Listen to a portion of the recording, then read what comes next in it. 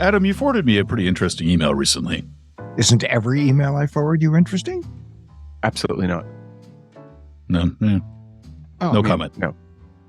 Thanks for your support there, guys.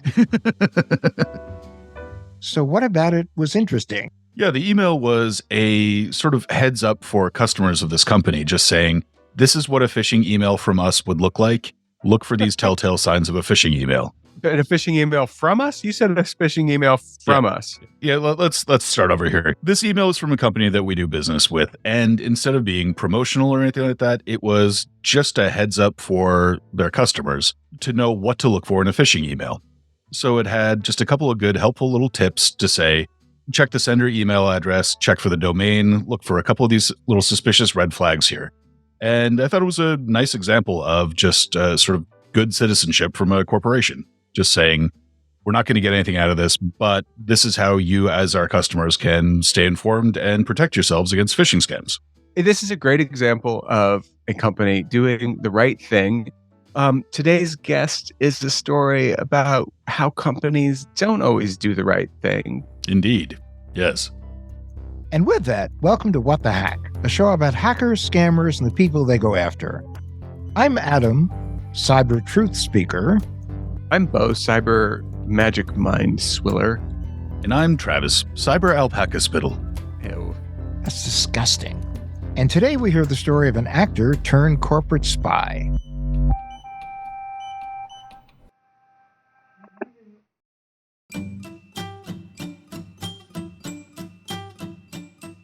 Robert, welcome to our show. Really appreciate you coming on with us. I read your book. So I know you spent a lot of time in Hollywood, Malibu, and places like that. But tell us where you're coming to us from now. Well, I'm in Malibu. I'm at my house, in my dining room. My wife is away, so therefore I can actually have the call in a place that I actually look good and the lighting is good. Normally, she's got me out in my converted tool shed, which is exactly what it sounds like, a converted tool shed, pretty rough, plywood on the walls. That's normally where I do these calls. So today you're getting the best of me.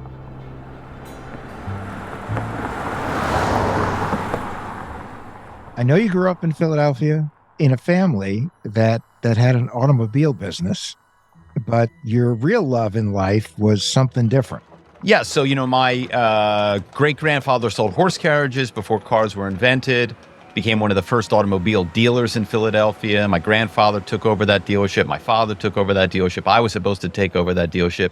But when I was in college, I fell in love with acting.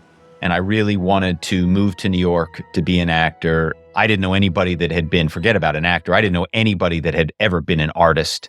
So it seemed crazy to me, but I finally got up the guts to do it. And of course, artists, actors, musicians need survival jobs. And who stumbles into a career as a corporate spy? But that's what happened to me. All right, so we're going to talk about that more briefly, but that's why you're on the show today. We often look at how scammers and hackers go after us, but corporate spying is similar to other forms of hacking because they all involve social engineering. Whether it's a phishing email or a corporate spy posing as an employee to gather any information they're not supposed to have. That's right. I mean, so this is one of those rare chances we have on the show where we get to talk to someone on the other side, a quote unquote bad guy, but not a bad guy, just someone on the hacking side of things. We don't always get to talk to that person. So this is cool. Hopefully we'll learn how to stay safer too. Yeah, there's that too, I guess. But so Robert, before we get to your day job as a spy, if you were looking for part-time work, why didn't you just sell cars with your dad? Yeah.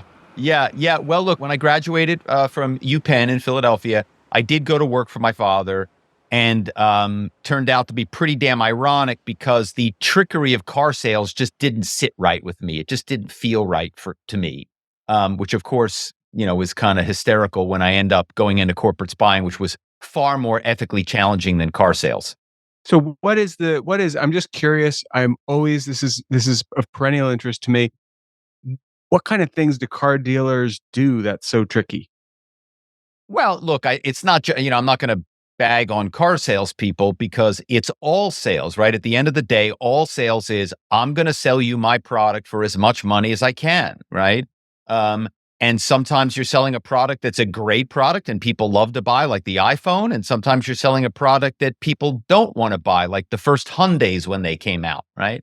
Mhm. And yet there were salespeople selling all of these products, whether they're good products or bad products, and they're trying to sell the products for as much money as they can, and so, when you're a salesperson, you learn tricks and things that you can do to try to make that happen, and a lot of that, is verbal, where you're schmoozing people, you're bullshitting people about how Mhm. good the product is when maybe it's not so good, and why it should cost this when maybe it shouldn't. Maybe you shouldn't be charging them that.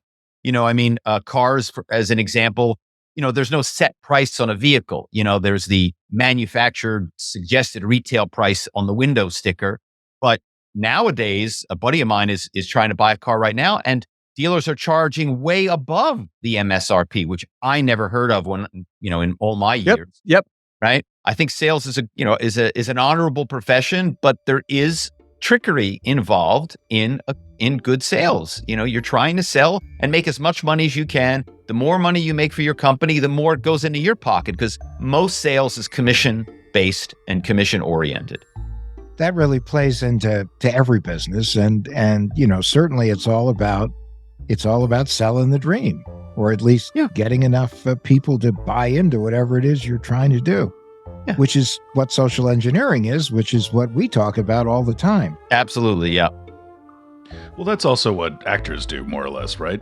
Did your acting training kind of come in handy with your spying? Yeah, so did that come up during the interview, or how'd you get a job as a spy? Yeah, I finally got the guts to move to New York. I only knew one person in the entire, New York City, the boroughs of, the 5 boroughs. And he had this crazy job. One day he mentioned it, then he shut up right away. Like he knew he'd been told, don't tell people about this job. And I said, dude, I'm broke. I need a job. I'm desperate. And so he very reluctantly got me an interview. I went to the Upper East Side, which, as you guys know and your audience may know, is kind of the wealthiest area of Manhattan, the old money area of Manhattan. And I go doorman building, go up to the penthouse. This woman lets me in the nicest apartment I've ever seen for this job interview. She never asked me anything about my skills. She never tells me anything about the job. I leave as confused as I went in. But my buddy calls and says, you got the job, but don't get too excited because no one is able to do this job. And that was kind of the beginning of my apprenticeship as a corporate spy.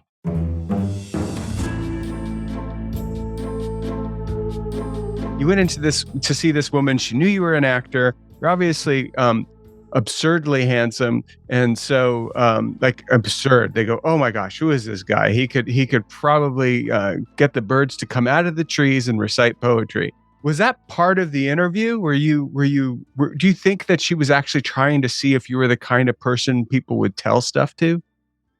Well, look, she ran this small spying firm. So this is a woman in the late 80s who's running a small spying firm that spies on Wall Street companies. So, and her firm was very successful.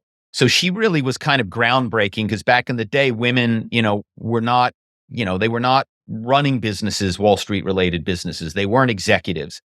And so she had started this business. It became very successful, but she only hired actors. And at first she only hired women.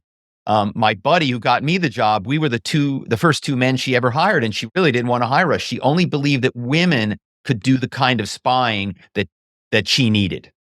Now, when you say spying, what kind of spying are you talking about? Are we talking about intellectual property? What are we talking about? Yeah. So, what we did, and we did go in person a little bit. Like we go to a bar, we go to the U.S. Open, we go to a conference. But we learned very quickly that we could get far more information using the anonymity of the good old-fashioned social engineering phone call, or what I call a ruse call, to get people inside corporations to release information that they should never tell us. Whether it was back in the day, pre-LinkedIn, nobody knew who worked at a firm, nobody knew who was in a group, nobody knew who was running the group, and most importantly, nobody knew who the rock stars were in the group, who were the top salespeople, the top traders, the top bankers, the top developers, designers, whatever the product area was.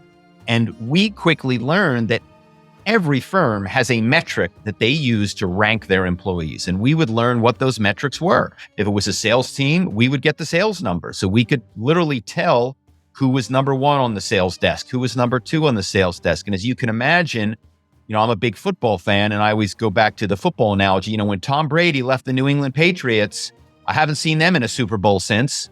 But when he went to Tampa Bay, the very next year, they won the Super Bowl, right? So that's how valuable poaching a top person from a rival can be.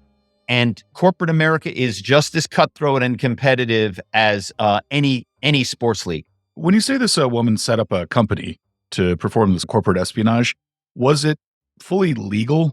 I guess, in other words, did she say, corporate espionage, LLC, or was it something? Was there a front to that? Like, how did she present that to, say, the IRS, for instance? I can tell now if I go onto LinkedIn, I can find you the corporate spying firms. They never say corporate spying. They say things like this: competitive intelligence, corporate analysis, corporate research. They use all of these pseudonyms, but what they're doing often is some form of corporate espionage, right? Because they can't advertise that. So this woman's firm was, like her initials, Associates. And my firm, when I had my firm, it was, RK Research, a corporate intelligence firm. But, we were, spying. We were, doing corporate espionage, finding out whatever we could, which started with the organizational information, which was incredibly valuable in the era before LinkedIn. But then we would kind of piggyback off of that and build that out. And then we would learn other information, whether it was future plans, expansion plans, whether a firm, had a new product in the pipeline, what the product was, how they were going to price that product, who their clients were, all kinds of information, the proverbial playbook that a rival would want to know so that they could beat their competitors. Would a corporate spy of the ilk you were go after a secret recipe, a specific business specific asset like that? For sure. Yeah, for sure. There were a couple of lines I didn't want to cross because, obviously, and I think you guys kind of were hinting at this about whether the job was legal. And in the very beginning, the woman who hired me, we went and we sat down with an attorney, and the attorney said, look, what you're doing is in the gray, the very dark gray of legality. He basically put us on warning that we had to tread very, very lightly because it was highly possible, if not highly likely, that at some point someone was going to come after us. And of course, in the book, people do come after us. So there were a couple of things I didn't want to do. There were times I would learn secrets that I could have traded on, which of course is insider trading. And that was something I was never in a million years going to do because, even they got even Martha Stewart for that, right? Martha Stewart went to jail for insider trading. So she did. There were a couple of things I knew that I was never going to do. Stealing trade secrets, insider trading, those were lines I didn't want to cross.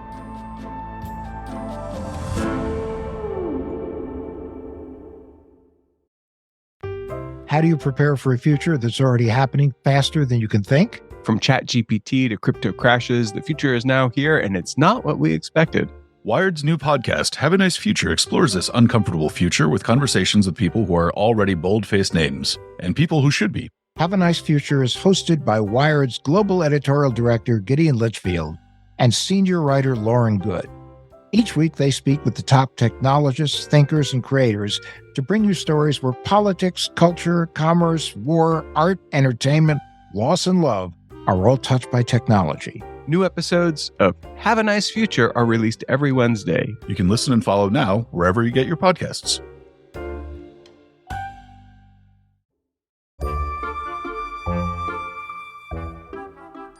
I want to go back for a minute, okay? So you're a young actor. You had a few gigs. Then you moved to New York. And all of a sudden you take a job as a spy? I mean, other than your friend's reference, why did you even interview to become a spy?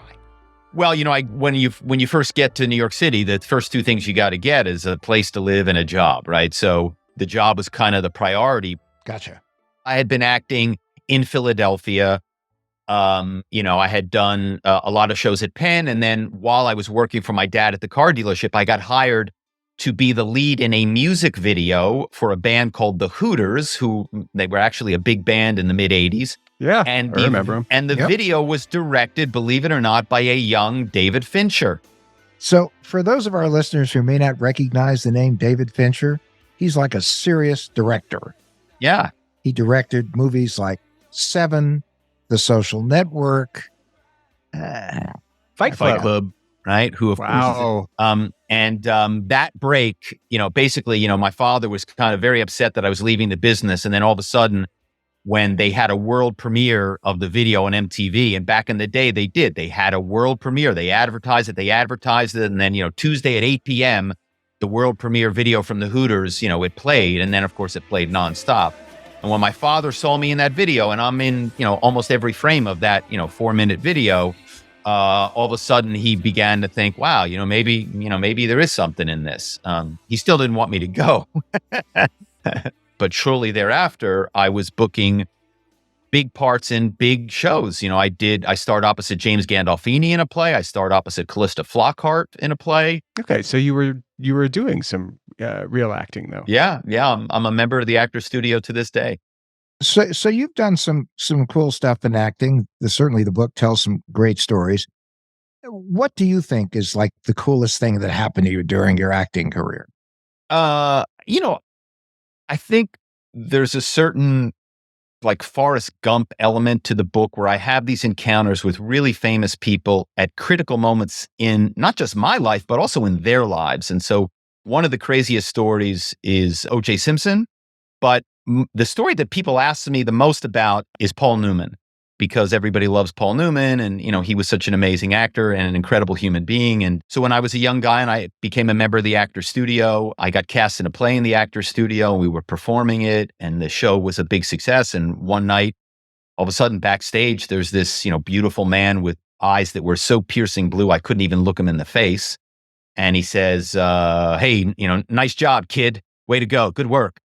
And then turned around and walked out. Like it was literally a 10-second encounter. But, as you can imagine, Paul Newman saying something nice about your acting was a pretty big deal. Yeah. And I can't remember, it was a couple days later, I come home and, I was with my brother, was visiting, and, there was a message on the answering machine. And of course, this is an answering machine where there was a tape in it, and you hit play and it rewound and you waited for it to rewind and then it played.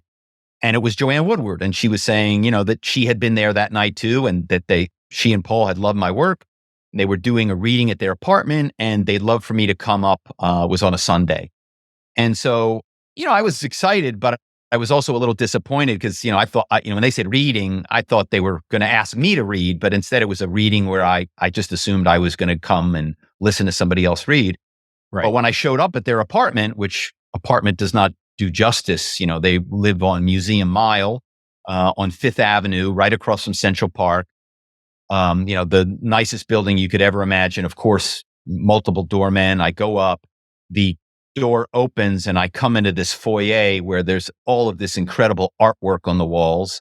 And all of a sudden I realize that it's all original pieces, it's, Manet and Monet and Van Gogh. And so, they're already two of the most famous human beings on the planet. And now they have all of this priceless art. And Joanne Woodward welcomes me and ushers me in. She's Southern, she's incredibly kind, and brings me in and sits me down and hands me a script and says, we're going to read this film script. You're the lead in the film script. It's about a race car driver. Paul Newman says, that's supposed to be my part.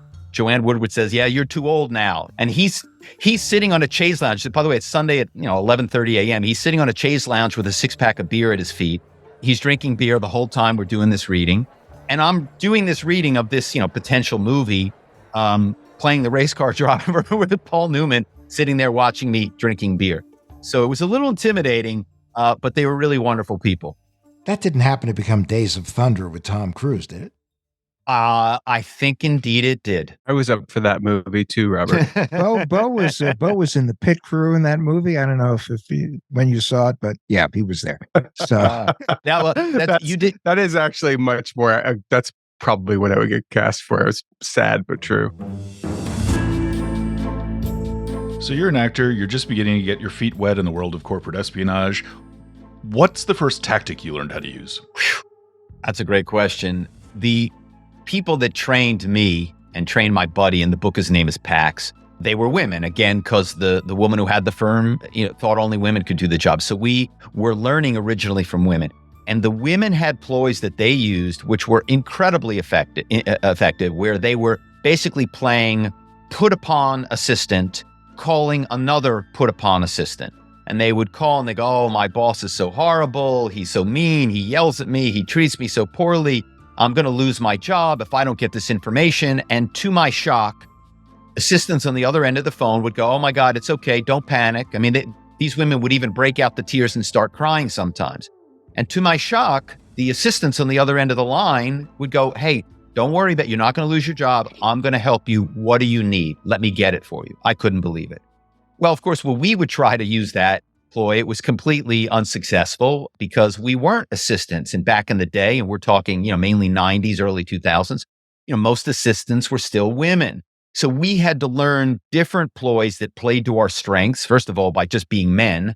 And what I learned, again, shocking, was that I would go and be an executive. I would portray myself as an executive within the company that I was calling. And I would go bro to bro. And to my great shock, I found senior executives to be far easier to get information from than the assistants and receptionists. Wow. Because I guess the senior executives didn't think that they were going to get fired by giving you information. Well, I think so, but I think I was also playing to their ego a little bit. I would always call, I would go, okay, well, look, I think this guy is going to have the information I want. He's a vice president of this. I'm going to call and pretend I'm an executive vice president, in the, and I run compliance for Europe, and I would put on an accent, Oh, this is Gerhard, calling from the office in Frankfurt. We have the European Union regulators here, and we need some information from the States. Well, the vice president would go, oh my God, I got the EVP of compliance for all of Europe on the phone. Hey, Gerhard, what's going on, buddy? Hey, whoa, how can I help? Well, you got a problem with the regulators? Sure. What do you need? So it was an ego play. Totally ego play, and using the corporate hierarchy as a cudgel.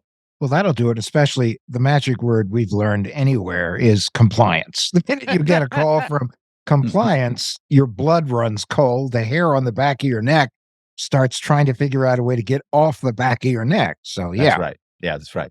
When we realize that, when we go, oh my God, everyone is afraid of compliance. They're the corporate version of Orwell's thought police, and you do not want to be on the wrong side of the compliance guys and, now compliance guys and gals. And so what do I need to do to get this guy off my back and make him happy so that he leaves me alone and I never pick up the phone and hear from compliance again?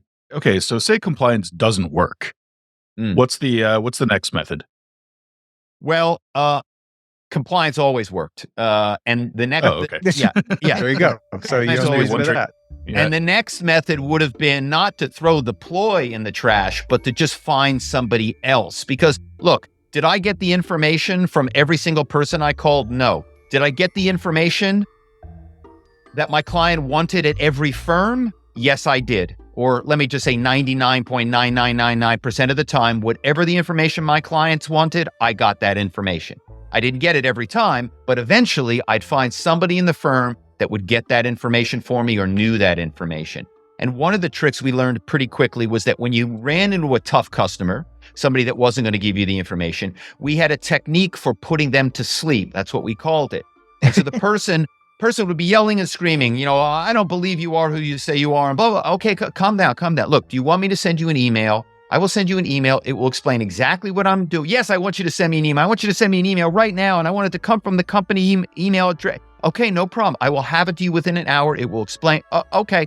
Well, look, I'm sorry. I don't mean to get so upset, but I just have to know this is real, and I need it. No, I will have an email to you within an hour. Worst case scenario, I'll have it to you by the end of the day. It'll explain. Okay. And they start calming down. You say, and you know what? I got a couple other fires I got to put out here. I guarantee you, if I can't get it to you by the end of the day, I'll have it to you first thing in the morning when you come to work. You'll have it. It'll explain everything. Okay, sure. Look, I'm sorry. I didn't mean to get so upset, but now what have I done? I put them to sleep so that they don't warn anybody else in the company, because now they're waiting for an email that's never going to come. But I have bought myself the rest of the day to get the information that my client wants. Gotcha. So it's not so much that you intend to get the information from them. They're kind of a dead end. You just calm them down so they don't pick up the phone, call someone else in the company and go, hey guys, be on the lookout. There's somebody trying to steal information from us. Yeah, there's somebody phishing us, and now let's say they call the compliance department or the legal department or human resources, and now that the person that runs that group is going to send a company-wide email out saying, look, somebody's phishing us, somebody's rusing us, somebody's scamming us. Don't talk to anybody for any reason whatsoever. Well, we do not want that email going out because that's going to make our job next to impossible. And Now so that sounds a lot like how modern day scammers and online criminals work with all kinds of people. I mean, so are you familiar with how hackers work today in getting information from Sure. corporations? Sure. So has it, let me ask you this. It sounds like what you were doing back in the day was an art form, and with a toolkit, but an art form. And nowadays, do you think it is, or has it changed a little bit? Has that game changed with LinkedIn being a open source kind of place to go and all that? Yeah, look, it has for sure. But one of the things that we learned in doing this job for a lot of years is that whenever technology would get introduced, we would think, oh my gosh, that's the end of corporate spying. Corporate spying is dead. It's over. And then all of a sudden we would learn that technology actually helped us, that technology actually made it easier for us to extract more and more valuable information from corporations. So LinkedIn, for example, look, I'm here to tell you that LinkedIn is missing a third of major executives are not on LinkedIn. LinkedIn cannot tell you who the rock stars are. He cannot tell you, a lot of times LinkedIn isn't up to date. They're dead people on LinkedIn. It doesn't have people's current titles on LinkedIn. So LinkedIn does not answer all the questions that major corporations want to know about their top rivals. And then, of course, it also doesn't have kind of all of that added information about, what is a firm up to, who their clients are, what do they pay their clients, or what do their clients pay them? All of that information, which is, again, really, really valuable for a company to know about their competitors. So some of the tactics you're talking about, we're not talking about spies through hacking, getting into mainframe computers, things that we see in movies. We're talking about fairly straightforward things that just require someone being very suave, persistent, a bit sophisticated, and really good at what they do, right? Yeah, except that nowadays, almost all hacking uses some form of social engineering, again, what I call rusing, to assist in that procedure, right? So let's just talk about ransomware attacks, right?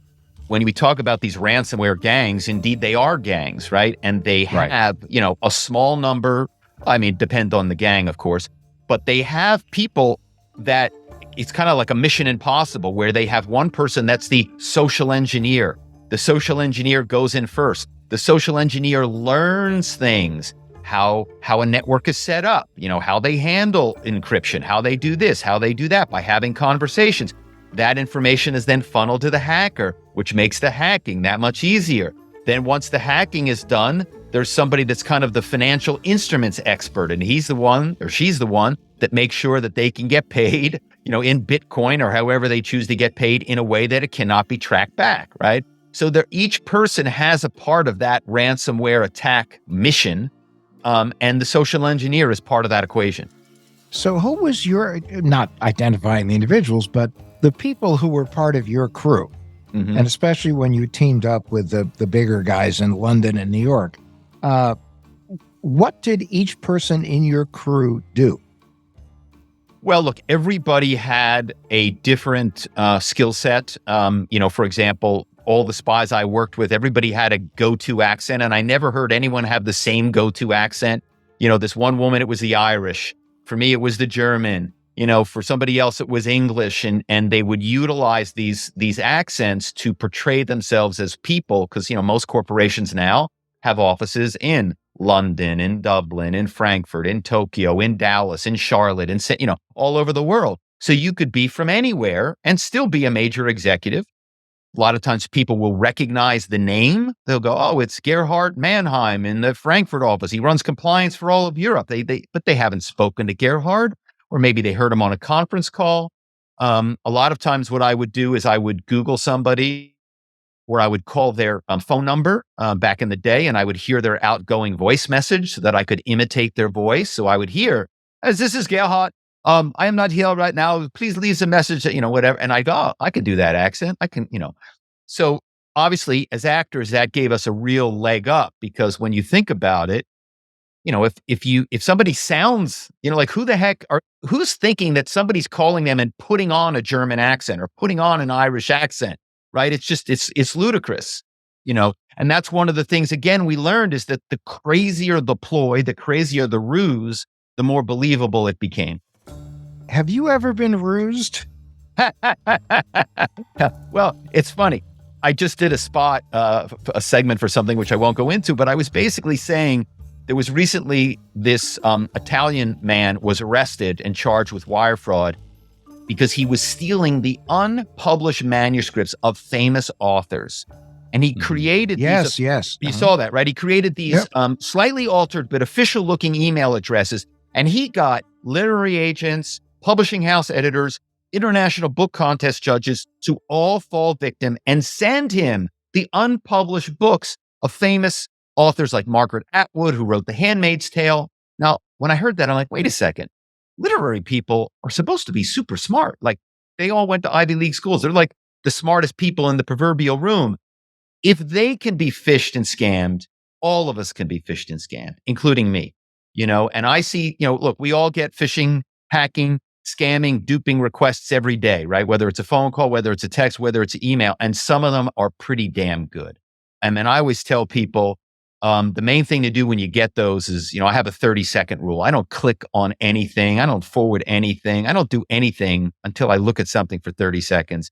And I make sure that if it's funky, I don't do anything. I don't touch it. I'll put the device down and walk away and think about it. And then I go back and I study it.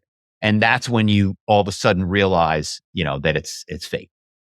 Yeah, I used to work from publishing. So yes, and I may resemble your comment about people, all of us having gone to Ivy League schools, but the fact of the matter is, we're some of the dumbest people on earth, and and well, I'm so excited to hear you finally say that. No, well, we'll fall. I mean, the last thing on earth anyone who's had their nose in a book most of their life is thinking is there a con man on the other side of a request? They just think, oh, I'm going to do something for my author, or I'm going to do something for myself.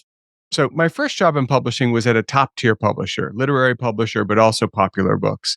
Think big cookbooks, big spy books, you name it. They had big books. And my boss also worked part-time sideways for a very big magazine editor. And that magazine editor gave me $5,000 extra a year to do one thing and one thing only, which was get manuscripts that had not yet been published by authors he or she was interested in. Was I a spy? Yes. Well, that was corporate That was corporate espionage for sure. Yes. Well, it was editorial espionage. You were helping her to steal these theoretically great books from your employer. Well, only to know that they existed and to be able to read them quickly. The other thing that I was helping them do, that was it. That was all that ever happened. But the other thing that I would sometimes get the assignment. Bob is writing a book. Bob was famous. Bob's brother, Bill, is writing a book on the same subject. Bob and Bill hated each other. Can you please find out what Bob's book is? And so that would be my job. Now, just so that this person could tell Bill, who hated Bob, and at Michael's and score some points. So my question, so I was spying, yes, but it was so dumb. It was so dumb what we were spying on. Well, maybe, but you can see, and it's funny, that exact scenario you just told me about is so common in the corporate world. They want to know what their, XYZ, a lot of times executives. So in other words, let's say they hate this guy at their rival firm. He's an EVP. They had both been at the same firm, but he got the big job. And now this guy left to go to another firm. And he's like, I want to screw this guy. I want to find out everything I can on him. And I'm going to take him down. I want to know who his top people are because I'm going to steal them. I want to know who his top clients are. I'm going to get his clients. So that kind of, animosity that you brought up there, that is really, really true across the board. Well, can I tell you that usually what I would do is go to Bob or Bill's assistant and say, Doohickey, that was my boss, Doohickey has given me the corporate card, and I'm supposed to get all the information I can about Bill and or Bob. We can drink all night. You want to do it? Oh. Oh, And then at see, the end of the night, I'd be like, can you just tell me what it is so I can tell Doohickey what it is? And they'd tell me, and that would be the end of it. You're officially a spy now because you got drinks out of it too, right? You know what I mean? It's not just intelligence. You got to get some alcohol as well. So congratulations, you're officially a corporate spy.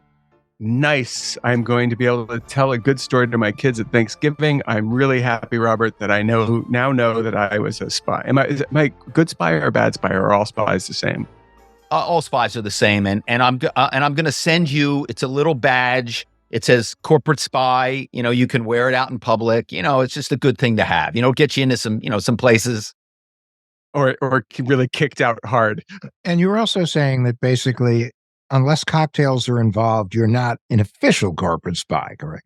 Yeah, I mean, look, James Bond. Come on, you know what I mean? If James Bond said, "I don't drink," you know what I mean? Oh, forget it. Yeah. Yeah, I mean, and it's got to be shaken, not stirred. So yeah, I mean, if he was a teetotaler, would any of us be watching? No. Before you mentioned what it takes to be a good spy versus a bad spy, and I would have to say that I would imagine a bad spy is one that gets caught.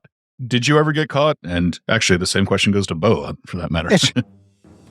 Yeah, well, look, I think that most of the people that tried to do this job, they found out pretty quickly that they couldn't do it. There weren't too many people that were able to do it and then stopped doing it. It was like literally you learned within an hour that you were not cut out for this job. In terms of me, you know, like, did I get caught? Look, I had a lot of close calls for sure. And as I said earlier, there were plenty of times where I got busted. That's what we called it. You know, I got busted on a call where somebody said, "I'm not buying what you're selling. I don't believe you. I'm not giving you any information." You know, and then as I discussed earlier, I would put them to sleep so that I could find somebody else within the corporation that would give me the information that I wanted.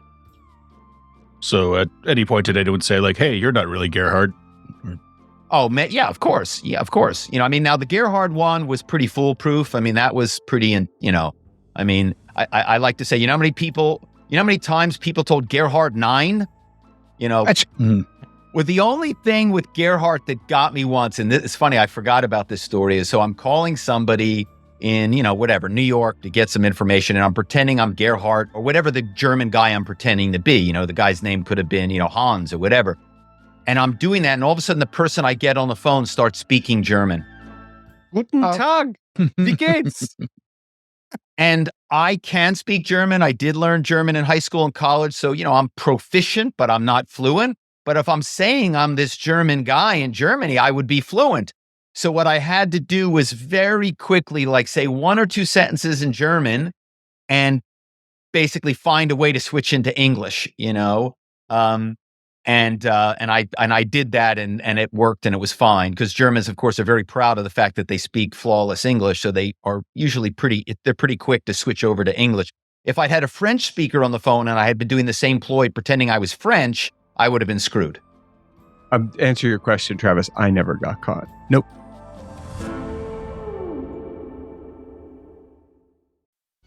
Welcome to the Vergecast, the flagship podcast of our feelings about technology. I'm Nilay Patel. I'm Alex Kranz. And I'm David Pierce. We publish 2 episodes a week. On Fridays, we try to make sense of the biggest news stories in tech. And then on Wednesdays, we dig deep into the products we use and how they affect our lives. Okay, but fair warning, we tend to run long, and we tend to go on long tangents about streaming apps, wireless radios, and what a computer actually is. Because honestly, what is a computer? Do you know? You should tell us. But we'll ask that question and lots of other questions twice a week on the Vergecast. Find it anywhere you listen to podcasts. We know the spying is still going on, and social engineering obviously does not stop at corporations. It's part of just about every scam you can imagine.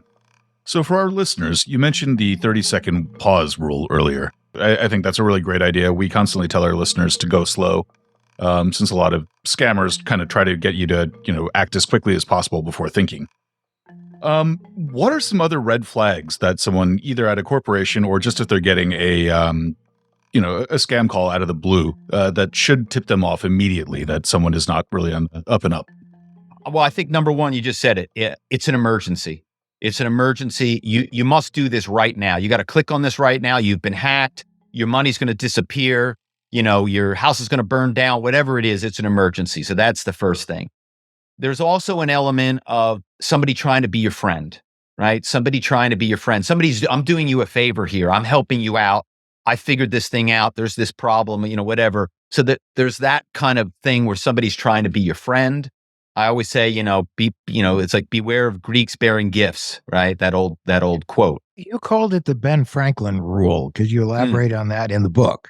Yeah. So basically, there's this idea that, if I do you a favor, what we think, this is what we think. If I do you a favor, you're more likely to do me a favor. But the Benjamin Franklin effect is a little different, which is that if I get you to do me a favor, I've now made it more likely that you'll do me another favor and another favor and another favor. Because somehow I've tricked you into believing that I am a good person and I am worthy of this and that you need to do this because either I'm more important than you or because I'm making you feel important by you helping me. But that's what the Benjamin Franklin effect is. It's very counterintuitive. But it's sort of like friendship. Like I do stuff for my friends all the time and they do stuff for me. The only difference is it's not transactional. Right. And you've known them for a while. Oh, so this is an automatic. You just met them and, let me help you to the car. Let me help you with this. Let me help you meet that guy. Let me help you do this. Yeah. That sounds more like a sociopath. So we have move slowly and be standoffish. Anything else? That sounds like you, Travis. Exactly. Yeah. I'm feeling pretty good right now. Yeah. Oh my God. One of the rules of thumb we always talk about in the show is if anyone ever contacts you and asks you to authenticate yourself, hang up. Right? Mm-hmm. Because you didn't initiate the call. Well, it's the same thing for a company. If someone calls you and asks you to authenticate the company or something going on in the company, regardless of who they say they are, right. I guess your advice would be get their information, call them back, right? Well, remember the quote that Reagan had, with the nuclear arms with the Soviet Union, trust but verify, right? Wasn't that Reagan? Yeah. Trust but verify. Forget trust. Forget it. Just verify. So the idea that I'm going to trust that you are who you say you are, no. Verify. Don't have any hesitation to make sure that you verify everybody that you're talking to about because we all get calls all the time and some of them might be legit. Hey, this is American Express. Your card has been hacked. Well, how do you know it's American Express? You got to verify it's American Express. You know what I mean? And so in those situations, I say, hey, you know what I'm going to do? I'm going to hang up and I'm going to call the number on the back of my card and I'm going to start over. And you know what they say? They say, hey, that's a good thing to do. No problem. Go ahead and do that. Because I don't know that's correct, that it's American Express calling me or, whoever is calling you. So I think the verification, always verify. And the other thing is, if someone comes at you with a red hot potato, just don't go for it. Because the fact of the matter is, if there's something important that you need to do, they're going to get back to you the next day and the day after that and the day after that. And no one ever died by not paying a bill when it was due. Right. Yeah, absolutely. Obviously, I've written this book, so I've outed myself as a spy. And now I've switched over, from proverbial offense to defense. And now I speak at conferences and on podcasts like this, trying to clue people in as to, what spies and hackers and scammers, what are the tricks that they're using to get people to do things and corporations to do things that they shouldn't do. Robert, listen, this was great. We truly appreciate you taking time to talk to us. Your book is great fun. The book is called Ruse. And where can people get it? I always tell people just go to my website. It's just my name, Robert Kerbeck, KERBECK.com. You can buy books from wherever you'd like to buy books from. And you can also see the trailer for Ruse, because Ruse is being adapted into a TV series. Oh, very cool. Oh, wow. All right. Yeah. So now we're with somebody who's now going to be an even more famous TV star. I don't think they're going to have me act in it. Fortunately for me, I don't want to ruin my own show. And now it's time for a tinfoil swan. Our paranoid takeaway to keep you safe online. So what is it this week, Travis? What is bothering you? Way too much, admittedly. Yeah, I'm in the process of buying a house and we're getting ready for the big move. Ugh, the worst. This is so not a fun time. Not at all. So there are a lot of moving parts, but one thing that's really stood out to me during this entire process was that the moment we applied for a mortgage, my wife's phone started ringing off the hook with calls from mortgage brokers. Welcome to the real world. I mean, when you apply for a mortgage, the three major credit reporting agencies mark it as what's called a trigger lead, meaning you're a prospective customer or a mark or a target. But yeah, I mean, or chum in the water. However, you do not have to keep getting those calls. That's right. I mean, you can block those at optoutprescreen.com and get on the National Do Not Call Registry. Yeah, and that's probably why I haven't gotten any of these calls, but my wife has gotten hundreds. The larger issue that's related to it is what we just spoke about with Robert, in that moving in general opens you up to a whole slew of scams, specifically social engineering scams. 100%. And if you're shopping around for a mortgage, you need to give each of them your social security number, your personal information. It's like a smorgasbord for identity thieves. And it's not just mortgage brokers. I mean, we recently moved to Nashville, and as soon as we filled out the change of address form, we started getting mountains of junk mail for contractors, home repair, you name it. The U.S. Postal Service does the same thing that the credit reporting agencies do with trigger leads. Some of that can be useful, though. I've gotten some good deals on repairs to my house through direct mail campaigns. I am also, as you all know, a fan of advertising. Because it's so targeted these days, it pretty much usually sends me something I need. Yeah, but as we've seen many times before, it's really easy to make a postcard just look like it's from a legitimate business, or to make a website making it look like it's from a legitimate mortgage broker when it's in fact just a big old scam. Sure. And when you're moving, you're usually verklempt. I mean, you're overwhelmed, right? You look for the best prices so you can save money when possible. Yep, which makes us the perfect target for scammers. So if you're moving, what should you do?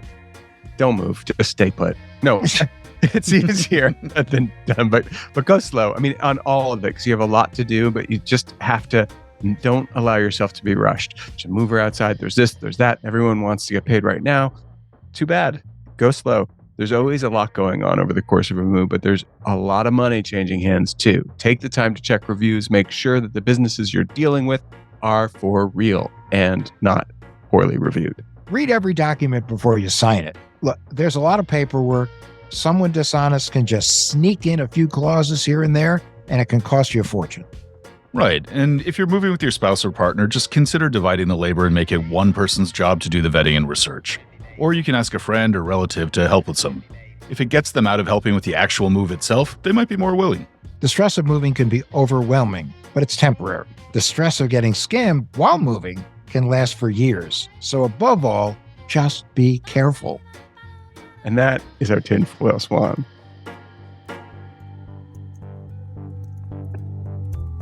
What the Hack with Adam Levin is a production of Loud Tree Media, produced by Andrew Stephen and Travis Taylor. Our executive producers are Beau Friedlander and Adam Levin. That's me.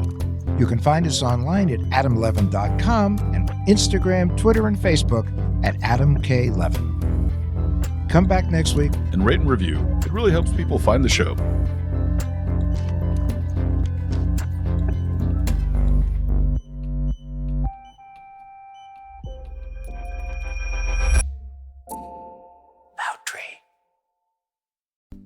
Hey guys, I'm Alana Dunn, and I'm the host of Seeing Other People. As an early Hinge employee, a modern dater, and now a fiance, I know the dating world maybe a little too intimately. I'm here to make you feel less alone in your dating journey, whatever it may look like. Don't have a date for tonight? No problem. Whether you're looking for love or just want to laugh and commiserate with others, tune in to Seeing Other People as we explore the roller coaster that is the ever-evolving world of dating.